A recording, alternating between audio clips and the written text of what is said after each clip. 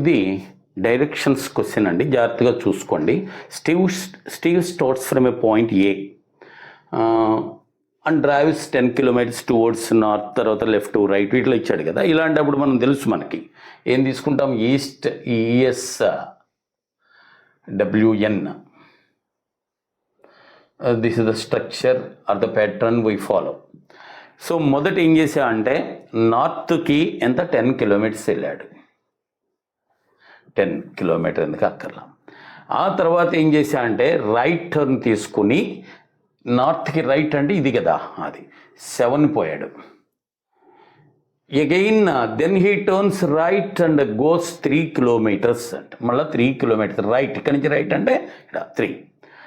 తర్వాత then left and drives 5, ఇక్కడ నుంచి లెఫ్ట్ అంటే ఇది ఇటు 5 పోయినాడు. So and finally he takes A right turn and moves 7 kilometers. ఇక్కడ నుంచి ఫైనల్గా రైట్ టర్న్ తీసుకున్నా అంటే ఇటు ఎంత, అది 7 వెళ్ళాడు, అయిపోయింది ఇంకా. సో ఇప్పుడు in order to reach the point A అంటే ఏ దగ్గర స్టార్ట్ అయ్యి now he has reached the point P. In order to reach the point A how far and at what direction he has to move.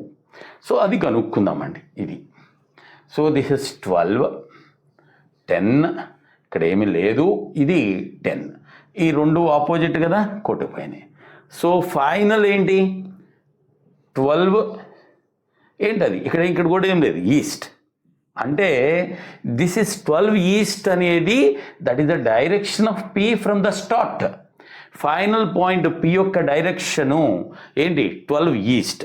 కానీ మనకి reverse కావాలి, P నుంచి ఏ వైపుకి కావాలి. కాబట్టి ఏ ఎలా ఉంటుంది అంటే డిస్టెన్స్ ఏం మారదు, అంతే కదా. నీ నుంచి నాకెంతో డైరెక్ట్ డిస్టెన్స్, నీది నా నుంచి నీకు అంతే 12. కానీ డైరెక్షన్ మాత్రం మారుతానికి ఆపోజిట్ అండి. ఇక్కడ ఈస్ట్ కాబట్టి ఇక్కడ ఏమవుద్దండి west. 12 west is the answer. Okay.